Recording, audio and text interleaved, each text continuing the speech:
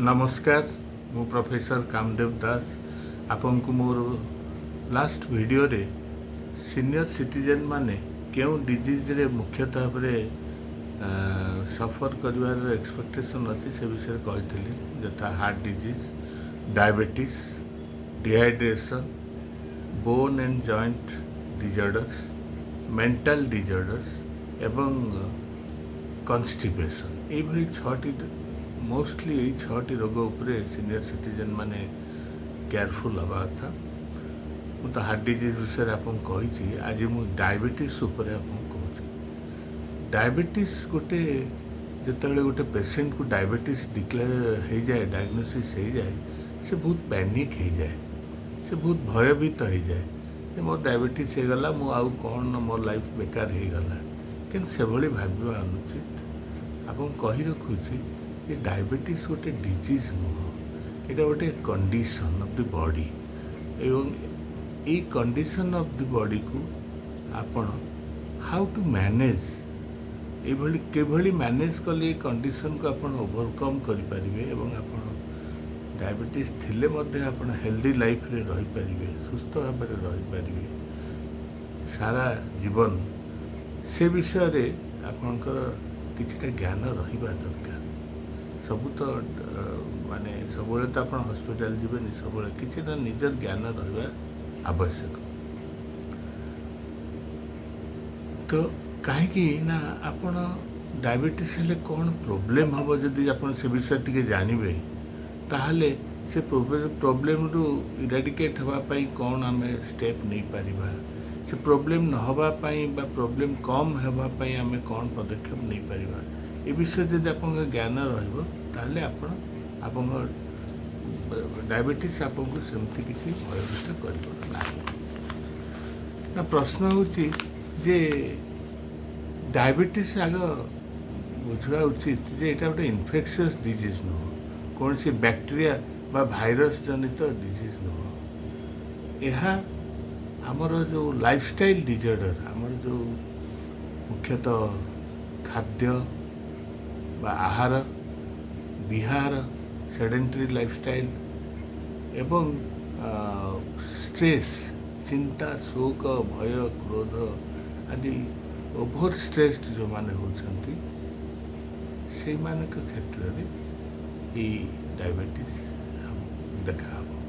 तेणु मुख्यतः भाव आमर आयुर्वेद मध्य वर्णना अच्छी जे आस्या सुखं स्वप्न सुखं दधीनी इत्यादि अर्थात से भी आयुर्वेद मध्य बहुत दिन वर्णना अच्छी जे आपन जदि आलस्यता करेंगे आपन जदि अनबालान्स्ड डाएट खाइबे आपन जदि निजर शरीर को सबुबले आरामदायक भाव में नेबे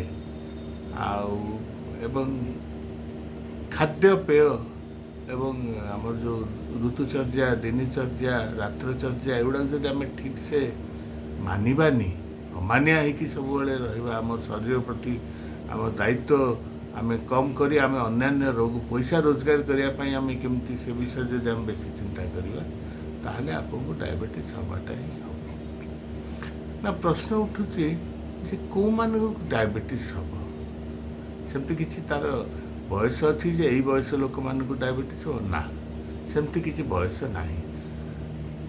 any as any status of the society any creed माने जेकोसी ये लोक मध्य डायबिटीज हो पार एवं एनी जेंडर जेकोसी लिंग स्त्री को हो पार पुरुष को हो पार छुआ को मध्य हो पार।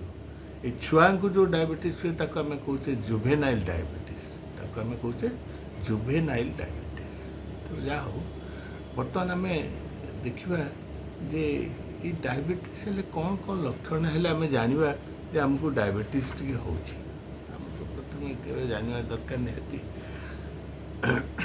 गोटे है आप बहुत शोष लगे हाँ ये तीनटा three phase polyphagia polydipsia and polyuria तीनटा मुख्य लक्षण डायबिटीज।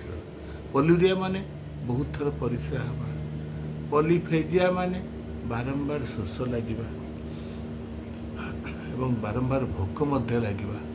ଆଉ ପଲିଡିପ୍ସିଆ ମାନେ ଏକ୍ସେସ୍ ଥାର୍ଷ୍ଟ, ବାରମ୍ବାର ଶୋଷ ଲାଗିବା, ବାରମ୍ବାର ଭୋକ ଲାଗିବା ଏବଂ ବାରମ୍ବାର ପରିସ୍ରା ଲାଗିବ। ଏ ତିନିଟା ମୁଖ୍ୟ ଲକ୍ଷଣ ଆପଣ ହେଲେ ଜାଣିବେ ଯେ ମୋତେ ବୋଧେ ଡାଇବେଟିସ୍ ହେଲାଣି। ଏବଂ ହଠାତ୍ କିଛି ନଥିବା ଆପଣଙ୍କର ଶରୀରର ଓଜନ କମିଯିବ, ସେଇଟା ମଧ୍ୟ ଗୋଟେ କାରଣ ଆପଣଙ୍କର ଯେ ଡାଇବେଟିସ୍ ଆପଣଙ୍କୁ ବୋଧେ ହେଉଛି। ମାନ୍ଦା ଲାଗିବ, ସବୁବେଳେ କାମ କରିବାକୁ ଇଚ୍ଛା ହେବନି, ସବୁବେଳେ ଡଲନେସ୍, ମେଣ୍ଟାଲ ଫ୍ୟାଟିକ୍ ଆଉ ଫିଜିକାଲ ଫ୍ୟାଟିକ୍, ଏ ଦୁଇଟା ଫ୍ୟାଟିକ୍ ରହିବ। କୌଣସି କାମ ଦାମ କରିବାକୁ ଇଚ୍ଛା ରହିବ, ସବୁବେଳେ ମାନ୍ଦାର ଅବସ୍ଥା ରହିବ। ଏବଂ ନିଦ ହେଇଯିବ, ଡ୍ରାଉଜିନେସ୍ ରହିବ, ସବୁବେଳେ ନିଦୁଆ ଲାଗିବ, ଏଗୁଡ଼ା ସବୁ ଲକ୍ଷ୍ୟ ରହିବ। ଆଖିକୁ ଟିକେ ଭଲ ଦିଶିବନି, ଯେମିତି ଜାଲିଜାଲିଆ ହେଇକି ଦିଶିବ। ଆପଣଙ୍କ ଦେହରେ ଯଦି ଗୋଟେ କଟିଗଲା ବା ଘା ହେଲା, ଇଏ ସହଜରେ ଶୁଖିବନି, ବହୁତ ଦିନ ଲାଗିବ ଶୁଖିବା ପାଇଁ। ତାହେଲେ ଆପଣ ଡାଉଟ୍ କରିବେ, ଆରେ ମୋତେ ଡାଇବେଟିସ୍ ହେଲା କି। ବାରମ୍ବାର ଇନଫେକ୍ସନ୍ ହେବ, ପର୍ଟିକୁଲାରଲି ଆପଣଙ୍କର ଜଙ୍ଘ ଆଉ ଲିଙ୍ଗ ଏଇସବୁ ଯୋନି ଏଇସବୁଥିରେ ବାରମ୍ବାର ଇନଫେକ୍ସନ୍ ହେବ, କୁଣ୍ଡେଇ ହେବ, ଲାଲ ପଡ଼ିଯିବ, ଫଳିଯିବ, ଏଇସବୁ ବାରମ୍ବାର ହେଲେ ଏବଂ ୟୁରିନ୍ ଟେଷ୍ଟ କଲେ ମଧ୍ୟ ଇନଫେକ୍ସନ୍ ବାହାରିବ। ଏଇସବୁ ଯଦି ହେଲା ତାହେଲେ ଆପଣ ଡାଉଟ୍ କରିବେ ତ ବାରମ୍ବାର କାହିଁକି ହେଉଛି, ପରିସ୍ରା ଅଗଟା ପୋଡ଼ିବ, ପୁରା ଛିଣ୍ଡି ଯିବ। ଏଇସବୁ ହେଲେ ଆପଣ ଡାଉଟ୍ କରିବେ ଯେ ମୋତେ କାଳେ ଡାଇବେଟିସ୍ ହେଲା କି। ପାଟି ଶୁଖିଯିବ, ଡ୍ରାଏ ମାଉଥ୍ ହେଲେ ମଧ୍ୟ ଆପଣ ଜାଣିବେ ଯେ ହେଲା।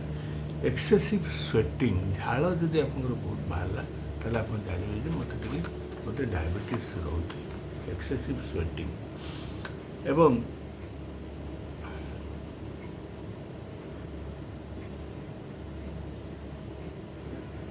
ପାଦ ଆଉ ପାପୁଲିରେ ନମ୍ବନେସ୍ ଲାଗିବ, ଯେମିତି ମାନେ ସେନ୍ସ ନାହିଁ, କାଦୁଆ ହେଇକି ଲାଗିବ।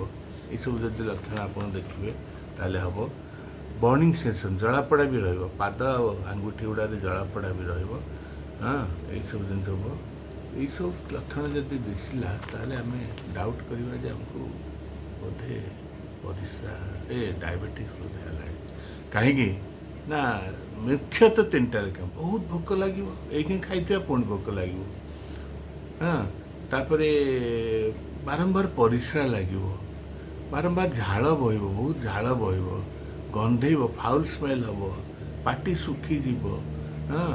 ଆଉ ଏଇ ଯେଉଁ ଘା ଗୁଡ଼ା ଶୁଖିବନି। ଏଇସବୁ ଲକ୍ଷଣ ଯେତେବେଳେ ଦେଖିବା ଆମେ ଡାଉଟ୍ କରିବା ଯେ ଆମର ବୋଧେ ଡାଇବେଟିସ୍ ହେଇଛି। ମାନ୍ଦା ଲାଗିବ, କ'ଣ କାମ କରିବାକୁ ହାଲିଆ ଲାଗିବ, ଟିକେ କାମ କରିଦେଲେ ହାଲିଆ ଲାଗିବ, ଏଇସବୁ ଲକ୍ଷଣ ହେବ। ବର୍ତ୍ତମାନ ଆମର ତ ଏଇସବୁ ଜିନିଷ ପ୍ରାୟ ଅଳ୍ପ ବହୁତ ଜାଣିଛେ ଆମେ, ତାପରେ ତାର ଆଡ଼ଭାଇସ୍ କରିବା ବ୍ଲଡ଼୍ ଟେଷ୍ଟ ପାଇଁ। ବ୍ଲଡ଼୍ ଟେଷ୍ଟ ଯଦି ଆମର ଫାଷ୍ଟିଂ ସୁଗାର 110ରୁ ଅଧିକା ରହିଲା ଏବଂ ଖାଇବା ପରଟା ଯଦି 140ରୁ ଅଧିକା ରହିଲା ଏବଂ ଆଉ ଗୋଟେ ଟେଷ୍ଟ ଅଛି HbA1c, ସେଇଟା ଯଦି 6ରୁ ଅଧିକା ରହିଲା, ଏଇସବୁ ଟେଷ୍ଟ ଗୁଡ଼ା କରାଯାଏ ଡକ୍ଟରଙ୍କ ଆଡ଼ଭାଇସ୍ ଇଏରେ। ତା ଛଡ଼ା ଲିପିଡ଼ ପ୍ରୋଫାଇଲ୍ LFT କରାଯାଏ। ଆଉ ସେ ହେଲେ ଆମେ କନଫର୍ମ ହେବା ଯେ ନାଇଁ ଆମକୁ ଡାଇବେଟିସ୍ ହେଇଛି, ବର୍ତ୍ତମାନ କନଫର୍ମ ହେଇଗଲେ। ପର୍ଟିକୁଲାର ଦେଖିବେ ଯେଉଁମାନେ ଓଭର ଇଟିଂ, ଓଭର ୱେଟ୍ ଯେଉଁମାନଙ୍କ, ସେମାନଙ୍କ କେସ୍ରେ ମଧ୍ୟ ଡାଇବେଟିସ୍ ହେବାର ବହୁତ ପସିବିଲିଟି ଅଛି, ସେଟାକୁ ଦେଖିବେ। ଆଉ ବର୍ତ୍ତମାନ ଆମେ ତାର ପ୍ରିଭେନ୍ସନ୍ ସାଇଡ଼୍ଟା ଜାଣିବା, କ'ଣ କରିବା, କ'ଣ କଲେ ଆମେ ଏଇସବୁ ପ୍ରୋବ୍ଲେମ୍ରୁ ମୁକ୍ତ ପାଇବା। ତେଣୁ କୁହାଯାଇଛି ଯେ ଡାଇବେଟିସ୍ର ମୁଖ୍ୟତଃ 3ଟା ପ୍ରୋବ୍ଲେମ୍ ଅଛି, ତା କମ୍ପ୍ଲିକେସନ୍ ହେବ ଯଦି କ୍ରନିକ୍ ହେଇଯିବ। ଗୋଟେ ହେଲା ନେଫ୍ରୋପାଥି, ଗୋଟେ ହେଲା ଇରେଭର୍ସିବଲ୍ ରିଟିନୋପାଥି, ଆଉ ଗୋଟେ ହେଲା ନ୍ୟୁରୋପାଥି। ନେଫ୍ରୋପାଥି ଏବଂ ଇରେଭର୍ସିବଲ୍ ରେଟିନୋପାଥି, ଆଖିର। ଏ 3ଟା ତା'ର ମୁଖ୍ୟ କମ୍ପ୍ଲିକେସନ୍ ଉପଦ୍ରବ ଦେଖାଯିବ। ଏବଂ ଆମେ ଫାଷ୍ଟ ହେଲା 3ଟା ଜିନିଷ, ଗୋଟେ ହେଲା ଆହାର, ଗୋଟେ ହେଲା ବିହାର, ଗୋଟେ ହେଲା ବ୍ୟାୟାମ। ଆମେ ବ୍ୟାୟାମଟା ରେଗୁଲାରଲି କରିବା, ପ୍ରତିଦିନ ଅନ୍ତତଃ ପକ୍ଷରେ ଅଧଘଣ୍ଟେ ବ୍ୟାୟାମ କରିବା, ଚାଲିବା, ସୁଇମିଂ କରିବା, ଜଗିଂ କରିବା, ଆପଣ ଆପଣଙ୍କର ଯୋଗ କରିବା, yoga is also very effective. ଯୋଗା ଆସନ ଯେଉଁ ବିଭିନ୍ନ ପ୍ରକାର ଆସନ ଅଛି ତାକୁ ଆମେ କରିବା, ମେଡ଼ିଟେସନ୍ କରିବା, ଆମର ବ୍ରେନ୍ଟା ଯେମିତି ସତେଜ ରହିବ, ନିଦ ଭଲ ହେବ, ସେଥିପାଇଁ ଆମେ ମେଡ଼ିଟେସନ୍ କରିବା। ଏସବୁ ଜିନିଷ ବ୍ୟାୟାମରେ ଯାଉଛି। ଏବଂ ବ୍ୟାୟାମ କରିବାର ଅର୍ଥ କ'ଣ? ବ୍ୟାୟାମ କରିବାର ଅର୍ଥ ଆମର ବଡ଼ିରେ ଗୋଟେ ଯେଉଁ କ୍ୟାଲୋରିଜ୍ ଅଛି, ମୋଷ୍ଟଲି 1600 କ୍ୟାଲୋରିଜ୍ ଆମ ଦେହରେ ରହିବା କଥା। ଯଦି ସେଟା ଅଧିକା ହେଇଗଲା ତାହେଲେ ଆମେ ଓବେସିଟି, ମୋଟାପା ହେଉଛି ଏବଂ ଡାଇବେଟିସ୍ ହେବାର ଚାନ୍ସ ରହୁଛି। ତେଣୁ ଆମେ ଏକ୍ସରସାଇଜ୍ କରିବା ଆମ କ୍ୟାଲୋରିଜ୍କୁ ପୋଡ଼ୁଛେ, ବର୍ନ କରୁଛେ, କ୍ୟାଲୋରିଜ୍କୁ ଆମେ କମଉଛେ। ଯେତେ ଆମର ଭିତରେ କ୍ୟାଲୋରି ରହିବ, ଆମେ ସେଇଥିପାଇଁ ଆମେ ଏକ୍ସରସାଇଜ୍ କରିବାଟା ନିହାତି ଦରକାର। କାରଣ ଆପଣ ଦେଖନ୍ତୁ, ଅନ୍ୟ ରୋଗରେ ଆଗ ମେଡ଼ିସିନ୍, ତାପରେ ଡାଏଟ୍, ତାପରେ ଆଡ଼ଭାଇସ୍ ଫର୍ ଏକ୍ସରସାଇଜ୍ ଏକ୍ସେଟ୍ରା। କିନ୍ତୁ ଡାଇବେଟିସ୍ ଗୋଟେ ଏମିତି ରୋଗ, ଏଥିରେ ଆଗ ଡାଏଟ୍, ଡାଇବେଟିସ୍ ଫର୍ ଡାଏଟ୍, ତାପରେ ଏକ୍ସରସାଇଜ୍, ବ୍ୟାୟାମ, ଯୋଗ ଯାହା ସବୁ ଆମର ଅଛି, ଏବଂ ଥାର୍ଡ଼ ହେଲା ମେଡ଼ିସିନ୍। ମେଡ଼ିସିନ୍ ତ ଆମେ ଖାଇବା ନିଶ୍ଚିତ, କିନ୍ତୁ ଥାର୍ଡ଼ରେ। ତେଣୁ ଫାର୍ଷ୍ଟରେ ଆମର ଯେଉଁ ଇରେଗୁଲାର ସେଡେଣ୍ଟ୍ରି ଲାଇଫଷ୍ଟାଇଲ୍ ଅଛି, ଖାଇବାର ଯେଉଁ ଆମର ଅନବାଲାନ୍ସଡ୍ ଫୁଡ଼୍ ଯେଉଁଟା ଆମେ କହୁଛେ, ବାଲାନ୍ସଡ୍ ଫୁଡ଼୍ ନୁହଁ, ଯେଉଁଟା ଆମ ପାଇଁ ଉପାଦେୟ, ସେ ଖାଦ୍ୟ ନାକି ଅଖାଦ୍ୟ ଯେଉଁଟା ଆମେ ଖାଇବା, junk food, fast food, trans fat, saturated fat, ଏଇ ଟାଇପ୍ର ଜିନିଷ ଗୁଡ଼ା ବେଶୀ ଖାଇବା, ଛଣାଛଣି, ବରା, ପିଆଜ, ଆଳୁଚପ୍, এইসব জঙ্ক ফুড গুଡ଼ା, কোল্ড ଡ୍ରିଙ୍କସ୍ ଗୁଡ଼ା ଯେତେ କାର୍ବୋନେଟେଡ୍ ଫୁଡ଼୍ ଗୁଡ଼ା ଖାଇବା, ହାଇଡ୍ରୋଜେନେଟେଡ୍ ଫୁଡ଼୍ ଗୁଡ଼ା ଖାଇବା, ଏଗୁଡ଼ା ଯେତେ ଖାଇବା ଏଗୁଡ଼ା କ'ଣ କରିବ ନା ଶରୀର ପାଇଁ କ୍ଷତିକାରକ। ତେଣୁ ଆମକୁ ଆହାର, ଡାଏଟ୍ ଇମ୍ପୋର୍ଟାଣ୍ଟ ହେଲା ଡାଏଟ୍। ଆମେ ଡାଏଟ୍ଟାକୁ ଆଗ ନିହାତି, we must be very conscious about diet. ଡାଏଟ୍ରେ କ'ଣ କନସିୟସ୍ ହେବେ ନା, ଫାର୍ଷ୍ଟ ହେଲା ଆମେ ଯେଉଁ ଅଛି ଆମର ବ୍ରେକଫାଷ୍ଟ, ଲଞ୍ଚ ଆଣ୍ଡ ଡିନର୍, ତିନିଟା ବିଗର ଆମର ପ୍ଲାନ୍, ଡାଏଟ୍ ପ୍ଲାନ୍ରେ ରହୁଛି। ସେଇଟାକୁ ଆମେ 6 ଥର କରିଦେବା କି 8 ଥର କରିଦେବା। ଆମେ ସ୍ମଲ୍ ଡାଏଟ୍ ନେବା, ବିଗର ଡାଏଟ୍ ନେବା। ଆମେ ସବୁ ଡାଇବେଟିସ୍ରେ ଯେମିତି କହୁଛନ୍ତି ଯେ ଆପଣ ଏଇଟା ଖାଇବେନି, ସେଇଟା ଖାଇବେନି, ମୁଁ ତାର ପକ୍ଷପାତି ନୁହଁ। ଆପଣ ସବୁ ଖାଇବେ, ଆପଣ ମିଠା ଖାଇବେ, ଆପଣ ଫଳ ଖାଇବେ, ସବୁ ଖାଇବେ, କିନ୍ତୁ ପରିମାଣ କମ୍, କଣ୍ଟ୍ରୋଲ୍ଡ ପରିମାଣ କମ୍ ଖାଇବେ, ଯଦି ଆପଣ ଦେହଟି ସୁସ୍ଥ ରହିବ। ତେଣୁ ଆପଣ ଯେଉଁ 3ଟା ମିଲ୍ ଅଛି ତାକୁ ଆପଣ ଡିଭାଇଡ଼ କରିଦିଅନ୍ତୁ 6ଟା 7ଟା ସ୍ମଲ୍ ମିଲ୍, ତେବେ ଯାଇକି ଆପଣ ଦେହଟି ସୁସ୍ଥ ରହିବ। ଠିକ୍ ଅଛି। ଦ୍ୱିତୀୟ ହେଲା ପାଣି ସଫିସିଏଣ୍ଟ। ଆମ ବଡ଼ି ପାଇଁ ଯେତିକି ଦରକାର ପାଣି ସଫିସିଏଣ୍ଟ ପିଇବେ। କିନ୍ତୁ ପାଣି ଆପଣମାନଙ୍କୁ ଗୋଟେ ଜିନିଷ କହୁଛି ଯେ ଖାଇସାରିଲା ପରେ ସାଙ୍ଗେ ସାଙ୍ଗେ ପାଣି ପିଇବେନି, ଏବଂ ଖାଇସାରିଲା ପରେ ଟିକେ ଗରମ ପାଣି ପିଇବାର ଅଭ୍ୟାସ କରନ୍ତୁ। କାହିଁକିନା ଗରମ ପାଣିଟା ପାଚନରେ ଭଲ ସାହାଯ୍ୟ କରେ, ଦୀପନ ପାଚନରେ ଭଲ ସାହାଯ୍ୟ କରିବ, ଭୋକ କରେଇବ।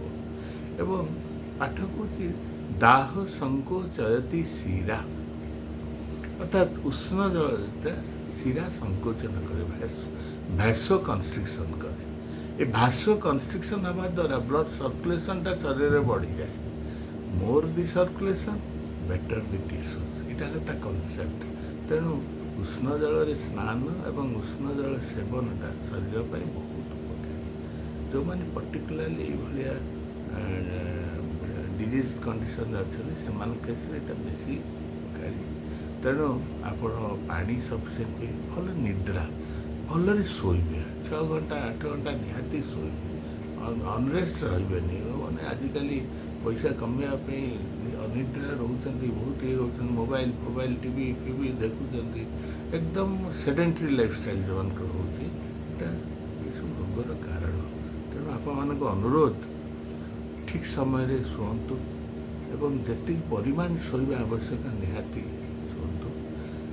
Milk free, fat free diet, milk derivative ଗୁଡ଼ା ବେଶୀ ଖାଆନ୍ତୁ ନାହିଁ, ଏବଂ ଫ୍ୟାଟ୍ ଡେରିଭେଟିଭ୍ ଗୁଡ଼ା ବେଶୀ ମଧ୍ୟ, ଫ୍ୟାଟ୍ ଫୁଡ଼୍ ଗୁଡ଼ା, ଫ୍ୟାଟି ଫୁଡ଼୍ ଗୁଡ଼ା ବେଶୀ ଖାଆନ୍ତୁ ନାହିଁ।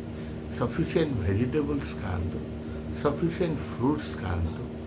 ଏଗୁଡ଼ା ଯେଉଁଟା ଦେହ ପାଇଁ, ଯେଉଁଟା ତନ୍ତୁ ଜାତୀୟ ଖାଦ୍ୟ, କାଲି ବି କହିଥିଲି ହାର୍ଟ ଡିଜିଜ୍ରେ କହିଥିଲି, ଆଜି ବି କହୁଛି, ସବୁବେଳେ ଚେଷ୍ଟା କରି ଯେଉଁ ଫଳ ଖାଇବେ ଯାହା ଦେହରେ ଫାଇବ୍ରସ୍ ବା ତନ୍ତୁ ଅଧିକା ଅଛି।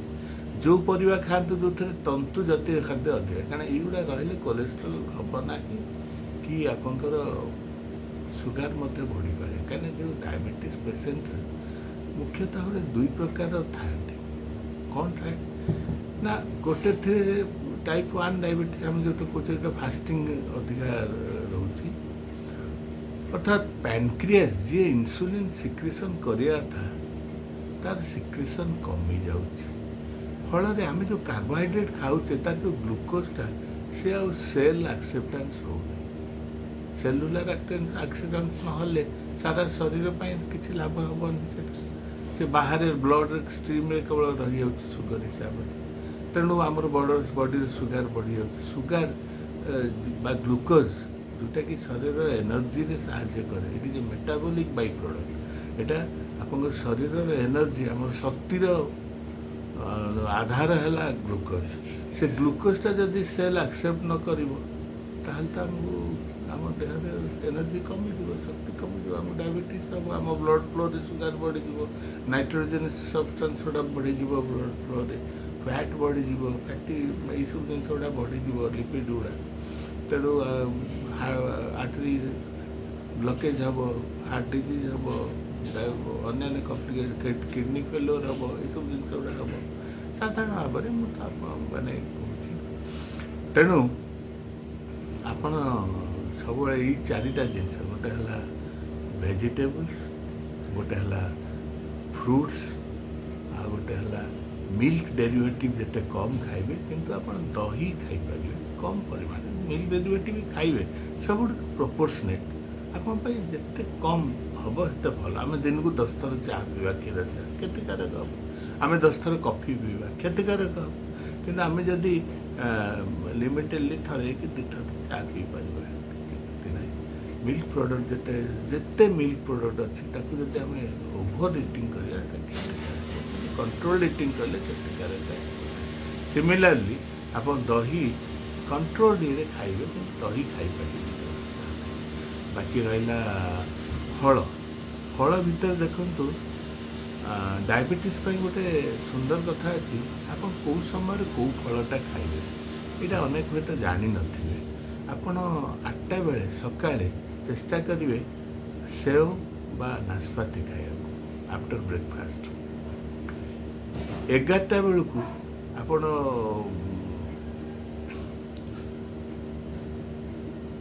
कदली किंबा अमृतभंडा गोटे खाइबे चेष्टा करेंगे फल सब 100 ग्राम्स भितर खाया दिन को 100 ग्राम जेकोसी फल खाए कौन सी फल रेस्ट्रिक्शन ना किंतु आपण 100 ग्राम फल खाइबे हाँ तापर दिन गोटे 2टा बेलू आपण खाईपर ऑरेंज ऑरेंज खाईपर कमला खाईपर आपणकर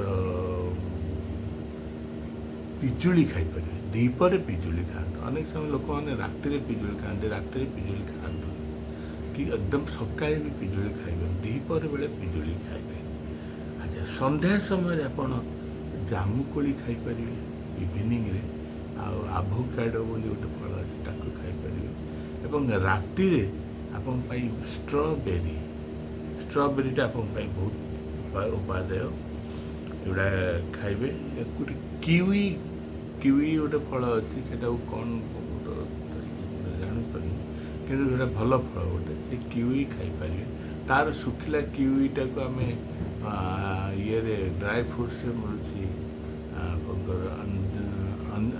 अंजीर बोली गोटे ड्राई फ्रुट मिलूँ किंतु आप भी खाईपर ये भाव में फल सब खाईपर लोग कौन ना कदली खाना ना वाटरमेलन खाना ना खाईपर सब खाईपर किंतु परिमाण कम 100 ग्राम मैक्सिमम 100 ग्राम दिन को खाइबे फल भेजिटेबल्स आप सब काकुड़ी खातु पपिया खातु आपण नाऊ खातु आपण ये पोटल खातु पोटल बहुत भल ये तंतु जातीय आपणकर मूला कैरट गाजर खाईपर मटर सीजन रे मटर खाईपर जिते ग्रीन भेजिटेबल लिव्स ग्रीन लिफ शाग फाग जिते टाइप सब आप शरीर में उपादेय भेंडीटा जन डायबिटिक भेंडीटा बहुत उपकारी भेंडी ଭେଣ୍ଡି ଖାଇବେ, ଛୁଇଁ, ସଜନା ଛୁଇଁଟା ମଧ୍ୟ ଆପଣଙ୍କ ପାଇଁ ବହୁତ ଉପକାରୀ, କଞ୍ଚା କଦଳୀ ମଧ୍ୟ ଆପଣଙ୍କ ପାଇଁ ବହୁତ ଉପକାରୀ।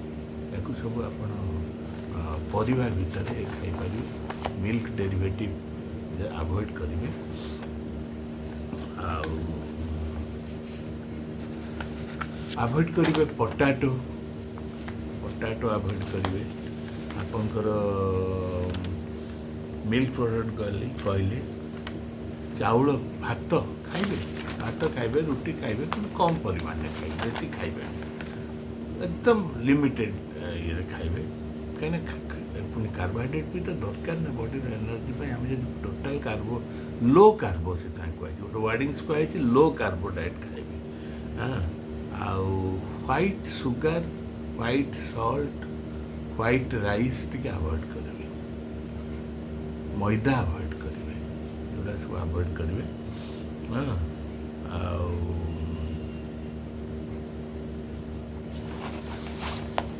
ପନିର ତ ବହୁତ କମ୍ ଖାଇବା ଉଚିତ ଆକ୍ଚୁଆଲି, କିନ୍ତୁ ଏନି ସୁଇଟ୍ସ ଆପଣ ଖାଇପାରିବେ, କିନ୍ତୁ ଅଳ୍ପ ପରିମାଣରେ ଖାଇବେ।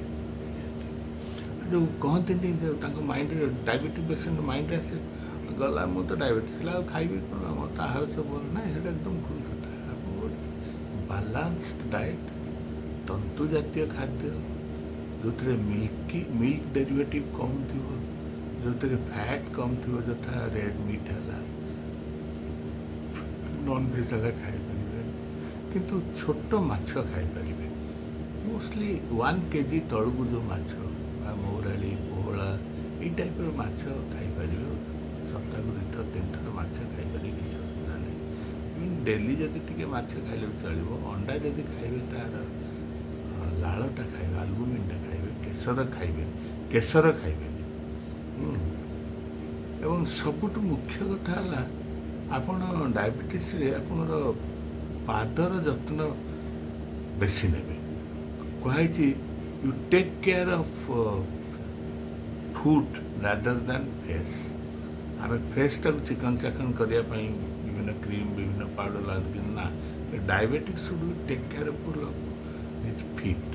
ତେଣୁ ସବୁବେଳେ ଜୋତା ପିନ୍ଧିବେ, ଖାଲି ପାଦରେ ଯିବେନି, ପାଦର ଇଞ୍ଜୁରିକୁ ଆଭଏଡ଼ କରିବେ, ନଖ କାଟିଲା ବେଳେ ସାବଧାନତା ହେଇକି କାଟିବେ, ଜମା ବ୍ଲିଡ଼ିଂ ହେଲା ଭଳିଆ ନଖ କାଟିବେ ନାହିଁ। ତ ପାଦର ଯତ୍ନ ଡେଲି ସାବୁନରେ ଭଲକି ପାଦକୁ ସଫା କରି, ପାଦରେ ବେଶୀ ମାନେ ହାଇଜେନିକ୍ କଣ୍ଡିସନ୍ ପାଦର ମେଣ୍ଟେନ୍ କରି, ପାପୁଲି ପାଦ ଏଗୁଡ଼ାକ ହାଇଜେନିକ୍ କଣ୍ଡିସନ୍ ମେଣ୍ଟେନ୍ କରିବେ। ଏବଂ ସବୁବେଳେ ରେଗୁଲାରଲି ଆପଣ ବ୍ଲଡ଼ ଚେକଅପ୍ କରିବେ। ଆପଣ ବ୍ଲଡ଼ ଟେଷ୍ଟ ସବୁବେଳେ ମାସକୁ 2 ମାସକୁ ଥରେ ବ୍ଲଡ଼ ଚେକ୍ କରିବେ। ଆଉ lipid profile, liver function test କରିବେ, ଏଗୁଡ଼ା ସବୁ ଟେଷ୍ଟ କରିବେ। ଟାଇପ୍ 2 ଡାଇବେଟିସ୍ରେ କ'ଣ ହେଉଛି, ମାନେ ଆପଣଙ୍କର ଇନ୍ସୁଲିନ୍ କିଛିଟା ସିକ୍ରେସନ୍ ହେଉଛି, କିନ୍ତୁ ଆପଣଙ୍କର ଇନ୍ସୁଲିନ୍ଟା ୟୁଟିଲାଇଜ୍ ହେଇପାରୁନି, ଅନ୍ୟ କିଛି କାରଣରୁ ୟୁଟିଲାଇଜ୍ ହେଇପାରେ। ଆପଣ ଜିଆଇ ଟ୍ରାକ୍ଟ ଯଦି ପ୍ରୋବ୍ଲେମ୍ ଅଛି, ସେ ମଧ୍ୟ ଇନ୍ସୁଲିନ୍ ୟୁଟିଲାଇଜେସନ୍ କରିବାରେ ଅସୁବିଧା କରିବ। ତେଣୁ ସେଇଟା ପ୍ରତି ବି ଯତ୍ନ ନେବେ। ସ୍ପାଇସେସ୍ ଆପଣ ଦେଖନ୍ତୁ, ସ୍ପାଇସେସ୍ ଭିତରେ ଜିରା, ଧନିଆ, ଗୁଜୁରାତି, ଡାଲଚିନି, ଏଗୁଡ଼ା ସବୁ ଭଲ। ଡାଲଚିନି ଯେ ଭେରି ଗୁଡ୍, ମାନେ ଡାଇବେଟିସ୍ ପାଇଁ। ଆପଣ ଯଦି ଚାରେ ସବୁଥିରେ ଯଦି ଡାଲଚିନି ଗୁଣ୍ଡ ରଖିଥିବେ, ଚାମଚେ ପକାଇ ଖାଇବାଟା ଦେହ ପାଇଁ ବହୁତ ଉପକାରୀ। ଏବଂ ତରକାରୀ ମସଲାରେ ଏଗୁଡ଼ା ସବୁ ଯଦି ଖାଇବେ, ଜିରା, ଧନିଆ, ଆପଣଙ୍କର ଗୁଜୁରାତି, ଏଇ ଟାଇପ୍ର ଜିନିଷ ଖାଇଲେ ବହୁତ ଭଲ। ନା, ପରିବା ଭିତରେ କଲରାଟା ବି ଭଲ। ଆମେ ତ କଲରାର ଆଣ୍ଟି ଡାଇବେଟିକ୍ ବହୁତ ଭଲ ଅଛି। କେଉଁ ହର୍ବସ୍ ଆପଣ ମାନେ ଆମର ଆୟୁର୍ବେଦିକ ଚେରମୂଳି, ଯାହାକୁ ଆପଣ ରେଗୁଲାରଲି ବ୍ୟବହାର କଲେ ବହୁତ ଉପକାର ପାଇବେ। ଗୋଟେ ହେଲା ମେଥି, ଫେନୋଗ୍ରିକ୍, ଯେଉଁଟା ଇଂଲିଶରେ କହନ୍ତି। ମେଥି ଚୂର୍ଣ୍ଣ ଯଦି ଆପଣ ଚାମଚେ ଡେଲି ଖାଉଛନ୍ତି, ସକାଳୁ ମର୍ଣ୍ଣିଂ ୱାକ୍ରେ ଯିବା ପୂର୍ବରୁ ଗରମ ପାଣିରେ ଯଦି ଚାମଚେ ଖାଉଛନ୍ତି, ଏହା ବହୁତ ଉପକାରୀ। ସିମିଲାରଲି ହଳଦୀ ଚୂର୍ଣ୍ଣ, ହଳଦୀ ଟର୍ମେରିକ୍ ମଧ୍ୟ ବହୁତ ଆଣ୍ଟି ଡାଇବେଟିକ୍ ତାର ଅଛି। ଏଇ ହଳଦୀ ଆଉ ମେଥି ଆପଣମାନେ ଚେଷ୍ଟା କରନ୍ତୁ ଡେଲି ସକାଳୁ ଚାମଚେ ଖାଇବା ପାଇଁ। ଅଁଳା ଅଁଳାଟା ଯେଉଁ ଇଣ୍ଡିଆନ୍ ଗୁଜବେରୀ ତାକୁ କହୁଛନ୍ତି ଅଁଳାଟା, ଆପଣ ଯେତେବେଳେ କଞ୍ଚା ଅଁଳା ମିଳୁଛି ସବୁବେଳେ ଆଣିକି କଞ୍ଚା ଅଁଳା ରସ ଟିକେ ପିଅନ୍ତୁ, ବା ଅଁଳାର ବହୁତ ପ୍ରକାର ଚୂର୍ଣ୍ଣ ମିଳୁଛି, ଆମଳକି ଚୂର୍ଣ୍ଣ ବି ମିଳୁଛି, ଖାଲି ଗୋଟା ଅଁଳା ମଧ୍ୟ ମିଳୁଛି ଶୁଖିଲା, ତାକୁ ଆଣିକି ରାତିରେ ଭିଜେଇକି ସକାଳୁ ତା ପାଣି ପିଅନ୍ତୁ, ବା ଅଁଳା ଚୂର୍ଣ୍ଣ, ଆମଳକି ଚୂର୍ଣ୍ଣ ବା ତ୍ରିଫଳା ଚୂର୍ଣ୍ଣ, ଦୁଇଟାରେ ଯେଉଁଟା ବି ହଉ ଡେଲି ଆପଣ ଚାମଚେ ତ୍ରିଫଳା ଚୂର୍ଣ୍ଣ, ଯେତେବେଳେ ଅଁଳା ବାହାଡ଼ା ହରିଡ଼ା ଅଛି, ଡେଲି ଚାମଚେ ଆପଣ ଉଷୁମ ପାଣି ଖାଆନ୍ତୁ। ଆପଣଙ୍କ ଦେହକୁ ପ୍ରତିଦିନ ନିହାତି ତ୍ରିଫଳା ଚୂର୍ଣ୍ଣ ଗୋଟେ ଚାମଚ 10 ଗ୍ରାମ ଯିବା ଉଚିତ, ମେଥି ଚୂର୍ଣ୍ଣ 5 ଗ୍ରାମ ଯିବା ଉଚିତ ଏବଂ ହଳଦୀ ଚୂର୍ଣ୍ଣ 5 ଗ୍ରାମ। ଏଇ ଯଦି ରେଗୁଲାରଲି ଆପଣ କଣ୍ଟିନ୍ୟୁଅସଲି ଖାଇବେ, ଆପଣଙ୍କୁ ପର୍ଟିକୁଲାରଲି ଟାଇପ୍ 2 ଡାଇବେଟିସ୍, ଯେଉଁଠି ଆପଣଙ୍କର ଇନ୍ସୁଲିନ୍ କିଛିଟା ସିକ୍ରିସନ୍ ହେଉଛି କିନ୍ତୁ ତାର ୟୁଟିଲାଇଜ୍ ହେଇପାରୁନି, ସେଇଟା ବହୁତ ଚେଞ୍ଜ ଆସିଯିବ। ଆପଣ ସେଇଟା ଟିକେ ଧ୍ୟାନ ଦେବେ। ଏବଂ ବେଲପତ୍ର କାହିଁକିନା ବେଲପତ୍ରକୁ ଯଦି ଚୋବେଇବେ 2-3ଟା ଡେଲି, ସେଇଟା ମଧ୍ୟ ବହୁତ ଉପକାରୀ। ଜାମୁକୋଳି ସିଜନରେ ଆପଣ ପାଠ କହୁଛି ଯେ ଡାଇବେଟିସ୍ ହଉ ବା ଅନ୍ୟ ଯେକୌଣସି ରୋଗ ପାଇଁ ହଉ, ଯେଉଁ ସିଜନରେ ଯେଉଁ ଫଳ ଆପଣ ତାକୁ ଖାଇବାକୁ ଚେଷ୍ଟା କରନ୍ତୁ, ଯେଉଁ ସିଜନରେ। ତେଣୁ ଜାମୁକୋଳି ଯେଉଁ ସିଜନରେ ହେଉଛି ଆପଣ ନିହାତି ଜାମୁକୋଳିଟା ଖାଆନ୍ତୁ, it is a very good anti diabetic ଜାମୁକୋଳିଟା।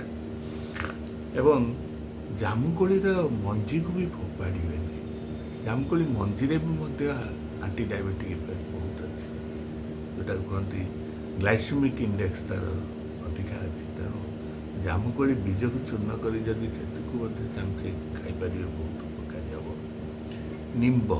ନିମ୍ବର ତ ପଞ୍ଚାଙ୍ଗ ଉପକାରୀ, ନିମ୍ବ ଛାଲି ଉପକାରୀ, ନିମ୍ବ ପତ୍ର ଉପକାରୀ, ନିମ୍ବ ଫଳ ଉପକାରୀ, ନିମ୍ବର ସବୁ କଢ଼ି ଯେଉଁ ଫୁଲ ହୁଏ ତାକୁ ମଧ୍ୟ ଆମେ ଖାଉଛେ, ତାକୁ ଉପକାରୀ। ତେଣୁ ନିମ୍ବ ପତ୍ର ଯଦି ଡେଲି 1-2ଟା ପତ୍ର ଆପଣ ଯେତେବେଳେ ସକାଳୁ ଚାଲିବାକୁ ଯାଉଛନ୍ତି 2ଟା ପତ୍ର ଚୋବେଇ ଦେବେ ଡେଲି, ବହୁତ କାମ। କିନ୍ତୁ ଗୋଟେ ଜିନିଷ ଏଇଟା ମନେ ରଖିବେ ଯେ ବହୁତ ଲୋକ ଲୋଭରେ ପିତା ଜିନିଷ ଖାଇଲେ ଡାଇବେଟିସ୍ କମିଯିବ ବୋଲି ବହୁତ ପୁଳେ ଖାଆନ୍ତି।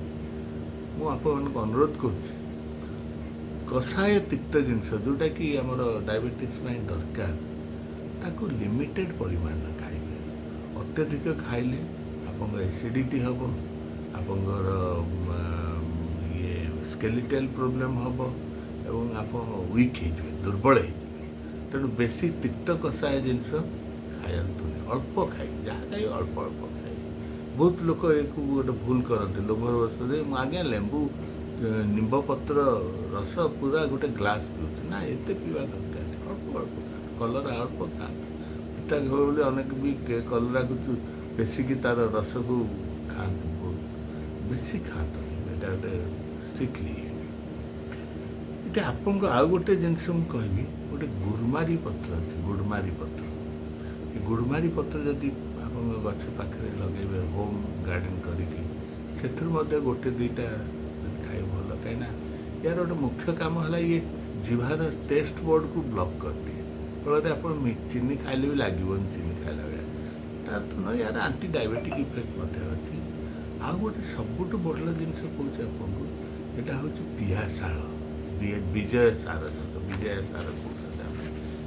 ପିଆଶାଳ କାଠ ଯଦି ପାଇବେ, ତାକୁ ରନ୍ଦା ମାରିକି ଆଣିକି ରଖିକି, ସେଇ ଯେଉଁ ପତଳା ରନ୍ଦାରୁ ରାତିରେ କିଛି ଭିଜେଇ ସକାଳୁ ଯଦି ସେ ପାଣିଟାକୁ ପିଇବେ, ବର୍ଷେ କାଳ ଯଦି ଆପଣ ପିଆଶାଳ ପିଇବେ, ଆପଣଙ୍କ ଦେହରେ ଡାଇବେଟିସ୍ କୁଆଡ଼େ ଚାଲିଯିବ। ଏଇଟା ମୁଁ ମୋର ଚିକିତ୍ସା ଅଭିଜ୍ଞତାରୁ କହୁଛି, ମୁଁ ବହୁ ଲୋକଙ୍କୁ ଏ ଆଡ଼ଭାଇସ୍ କରିଛି ଏବଂ ଉପକାର ମଧ୍ୟ ପାଇଛି। ତେଣୁ ସେଟା ଖାଇବେ। ଗୁଆଁର ଖାଇବେ, ଅନେକ ଲୋକ ଗୁଆଁର ପରିବା ହିସାବରେ ଖାଆନ୍ତିନି, କିନ୍ତୁ ମୁଁ ଆପଣଙ୍କୁ ରିକ୍ୱେଷ୍ଟ କରୁଛି ଆପଣ ଗୁଆଁର ଖାଇବେ। ଗୁଆଁରଟା ମଧ୍ୟ ଆଣ୍ଟି ଡାଇବେଟିକ୍, ତେଣୁ ଯେମିତି ବନ୍ଧାକୋବି ଆଣ୍ଟି ଡାଇବେଟିକ୍, ଗୁଆଁର ମଧ୍ୟ ଆଣ୍ଟି ଡାଇବେଟିକ୍, ଆପଣ ତାକୁ ଖାଇବେ। ଏମିତି ବିଭିନ୍ନ ଜିନିଷ ଅଛି ଯେଉଁଟାକି ହାତ ପାହାନ୍ତାରେ ଅଛି, ଆମେ ରେଗୁଲାରଲି ତାକୁ ୟୁଜ୍ କରିପାରିବା। ଗିଲୋୟ, ଆପଣ ଗିଲୋୟ ଯଦି ଘରେ ବାଡ଼ିରେ ରଖିଥିବେ, ଗିଲୋୟ ଖଣ୍ଡେ କାଟିକି ତାକୁ ପାଟିରେ ଚୋବେଇକି ଆପଣ ଦାନ୍ତ ପଳେଇବେ ମର୍ଣ୍ଣିଂ ୱାକ୍ରେ, ଖଦାଟାକୁ ଫୋପାଡ଼ି ଦେବେ। ଡେଲି ଯଦି ଗିଲୋୟ ଖାଇଲେ ସେ ମଧ୍ୟ ଅତ୍ୟନ୍ତ ଉପକାରୀ। ଗିଲୋୟ ଇଜ୍ ଭେରି ଗୁଡ୍ ମାନେ ଆଣ୍ଟିଅକ୍ସିଡାଣ୍ଟ ଇମ୍ୟୁନିଟି ବୁଷ୍ଟର ଏବଂ ଡାଇବେଟିସ୍ ପାଇଁ ଅତ୍ୟନ୍ତ ଉପକାରୀ। କିଛିଟା ଔଷଧ ଅଛି ଯେଉଁଟାକି ଆୟୁର୍ବେଦରେ ଆପଣ ନିଜେ ବି ଚାହିଁଲେ ଖାଇପାରିବେ, କାହିଁକିନା ଯେମିତି ସେମାନେ ମିଥାଇଲ କୋବାଲମିନ୍ ଭିଟାମିନ୍ B12 ଏଲୋପାଥିରେ ଦେଉଛନ୍ତି, ଆମର ସେଠି ଗୋଟେ ବସନ୍ତ କୁସୁମାକର ରସ ଅଛି ଏବଂ ଆଉ କିଛି କିଛି କମ୍ପାନୀ ଗୋଟେ ମଧୁମେହ କୁସୁମାକର ରସ ଅଛି। ୟାକୁ ଯଦି ଗୋଟିଏ ଡେଲି ଖାଇବେ ଆପଣଙ୍କର ଯେଉଁ ଫ୍ୟାଟିକନେସ୍ଟା ବହୁତ କମିଯିବ ଏବଂ ଆପଣଙ୍କର ସୁଗାର ଲେବୁଲ୍ ମଧ୍ୟ ଧୀରେ ଧୀରେ କମିଯିବ। ବସନ୍ତ କୁସୁମାକର ରସ ଅଛି। ଶିଳାଜିତ ଗୋଟେ ଭଲ ଜିନିଷ, ତେଣୁ ତା ଦେହରୁ ତିଆରି ଆମର ଚନ୍ଦ୍ରପ୍ରଭା ବଟି ଆପଣ ଯଦି ଦୁଇଟା କରି ଖାଇବେ, ଚନ୍ଦ୍ରପ୍ରଭାଟା ୟୁରିନାରୀ ଇନଫେକ୍ସନ୍ ବହୁତ କମେଇ ଦେବ, କିଡ଼ନୀକୁ ସେଫ୍ ରଖିବ ଏବଂ ଡାଇବେଟିସ୍ ଗୋଟେ ମୁଖ୍ୟ କମ୍ପ୍ଲିକେସନ୍ ହୁଏ ସେକ୍ସୁଆଲ୍ ଇନାବିଲିଟି ହୁଏ। ଆପାର୍ଟ ଫ୍ରମ୍ ଯେଉଁ ନ୍ୟୁରୋପାଥି ଆପଣଙ୍କର ଆଖିର ଦୃଷ୍ଟିଶକ୍ତି କମିବା ପାଇଁ ଯେଉଁ ରେଟିନା ଉପରେ କ୍ଷତି ପହଞ୍ଚାଇଥାଏ, ତାକୁ କୁହାଯାଏ ଇରିଭର୍ସିବଲ୍ ରେଟିନୋପାଥି। ଆଉ ନେଫ୍ରୋପାଥି, କିଡ଼ନୀର କ୍ରିଏଟିନିନ୍ ବଢ଼େଇଦେବ, ୟୁରିଆ ବଢ଼େଇଦେବ। ଏସବୁକୁ ପ୍ରୋଟେକ୍ଟ କରିବା ପାଇଁ ଆପଣ ଚନ୍ଦ୍ରପ୍ରଭା ବଟି ବହୁତ ଉପକାରୀ ଔଷଧ ଆମର ଆୟୁର୍ବେଦରେ ଅଛି, ଆପଣ ଖାଇବେ। ବସନ୍ତ କୁସୁମାକର ରସ ଡେଲି ଗୋଟିଏ ସକାଳୁ ଖାଆନ୍ତୁ। ଆପଣ ମହୁ ସେଥିରେ ଖାଆନ୍ତୁ, ଯଦି ଭଲ ମହୁ ନ ମିଳିଲା ଖାଲି ପାଣିରେ ମଧ୍ୟ ଘୋରିକି ଖାଇପାରିବେ।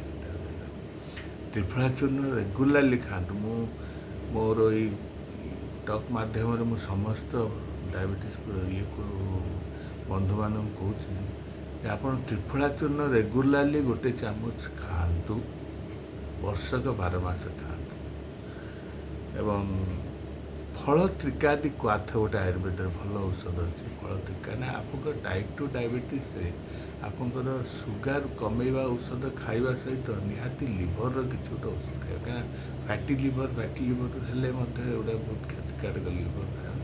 ଫ୍ୟାଟି ଲିଭରକୁ ଆଭଏଡ଼୍ କରିବା ପାଇଁ ଆମକୁ ନିହାତି ଏନି ଲିଭର ମେଡ଼ିସିନ୍ ମାର୍କେଟରେ ଯାହା ମିଳୁଛି ଖାଆନ୍ତୁ, ନହେଲେ ଆୟୁର୍ବେଦରେ ଗୋଟେ ଭଲ ଲିଭର ଔଷଧ ଆରୋଗ୍ୟ ବର୍ଦ୍ଧିନୀ। ଆରୋଗ୍ୟ ବର୍ଦ୍ଧିନୀ ଦୁଇଟି ଖାଇବା ପୂର୍ବରୁ ଗରମ ପାଣି ଖାଇଲେ ମଧ୍ୟ ବହୁତ ଉପକାରୀ। ଆଉ ଗୋକ୍ଷୀରାଦି ଗୁଗୁଳ, ବ୍ୟସାଦି ଗୁଗୁଳ, ଏସବୁ ଔଷଧ ଗୁଡ଼ିକ ଆମର ଆୟୁର୍ବେଦରେ ଅଛି। ଗୋଟେ ଶିବା ଗୁଟିକା ବା ଶିବା ଗୁଗୁଳ ତାକୁ କୁହନ୍ତି, ଶିବା ଗୁଟିକା, ଏ ମଧ୍ୟ ଡାଇବେଟିସ୍ ପାଇଁ। ତା ଛଡ଼ା ବିଭିନ୍ନ ଆୟୁର୍ବେଦ ଲିଡ଼ିଂ ଫାର୍ମାସିମାନଙ୍କର ମଧ୍ୟ ବହୁତ ରିସର୍ଚ୍ଚ ଆୟୁର୍ବେଦିକ ମେଡ଼ିସିନ୍ ବାହାରିଲାଣି। ଦରକାର ଆମିଲର ଗୋଟେ BGR-34, ହିମାଲୟର ଡାଇବିକନ୍ DS, ଏଇ ଟାଇପ୍ର ଔଷଧ ଗୁଡ଼ିକ ଯେତେ ଆପଣ ଚିକିତ୍ସକଙ୍କ ପରାମର୍ଶ ନେଇକି ଖାଇବେ। ଆପଣ ଏଲୋପାଥି ଖାଆନ୍ତୁ, କିଛି ଦୁଃଖ ନାହିଁ, ତା ସହିତ ମଧ୍ୟ ଆପଣ ଖାଆନ୍ତୁ। ଆଉ ଏଇ ଯେଉଁ ଜିନିଷ ଗୁଡ଼ିକ ଆପଣଙ୍କୁ କହିଲେ, ଏଗୁଡ଼ିକ ଯଦି ଆପଣ ଟିକେ ମେଣ୍ଟେନ୍ କରିବେ, ଆପଣ ନିଶ୍ଚିତ ଭାବରେ ଡାଇବେଟିସ୍ର ଭୟ ଆପଣଙ୍କ ଦେହରୁ ଚାଲିଯିବ ବା ଡାଇବେଟିସ୍ ଆପଣଙ୍କୁ ଶରୀରକୁ ବେଶୀ କ୍ଷତି କରିପାରିବ ନାହିଁ। ଆପଣଙ୍କର ଯେଉଁ ଡାଇବେଟିସ୍ର ଯେଉଁ କମ୍ପ୍ଲିକେସନ୍ ଗୁଡ଼ା ଅଛି, ଯେଉଁ ପ୍ରୋବ୍ଲେମ୍ ମୁଁ କହିଲି ଆରମ୍ଭରୁ, ଯେ ଏଇଗୁଡ଼ା ସବୁ ଯଦି ଆପଣ ଜଗିଦେବେ ଆଉ କିଛି ଅସୁବିଧା ନାହିଁ। ବାରମ୍ବାର ପ୍ରତି 2 ମାସରେ ବ୍ଲଡ଼୍ ଟେଷ୍ଟ କରିବେ। ବହୁତ ଲୋକ ଅଛନ୍ତି ମୁଁ ଖାଇବା ନା, ରେଗୁଲାରଲି କରିବେ। ଆପଣ ବ୍ଲଡ଼୍ ଟେଷ୍ଟ ହେବା ଦ୍ୱାରା ଆପଣ ଇନ୍ସୁଲିନ୍ କେତେ ଦରକାର, ଯଦି ଇନ୍ସୁଲିନ୍ ନେଉଥିବେ ତାକୁ ଡିସାଇଡ଼୍ ହେବ, ଯଦି ଟ୍ୟାବଲେଟ୍ ନେଉଥିବେ କେତେ ଡୋଜ୍ ଟ୍ୟାବଲେଟ୍ ଖାଇବା ଥାଏ ଏଇଟା ଡିସାଇଡ଼୍ ହେବ। ଏବଂ ମୋର ଅନୁରୋଧ, ଆପଣ ଏଲୋପାଥି ଔଷଧ ଯାହା ବି ଖାଆନ୍ତୁ ତା ସହିତ କିଛିଟା ଆୟୁର୍ବେଦିକ ଔଷଧ ଖାଆନ୍ତୁ। ଯାହା ମୁଁ ଆପଣଙ୍କୁ କହିଲି, ଆପଣ ଚିକିତ୍ସକଙ୍କ ପରାମର୍ଶ ନେଇ ବା ମୋତେ ବି ଆପଣ ଡାଇରେକ୍ଟଲି ମୋର ଫୋନ୍, ମୋର ଇମେଲ୍ ଦ୍ୱାରା ମୋତେ ପଚାରିକି। ନମସ୍କାର।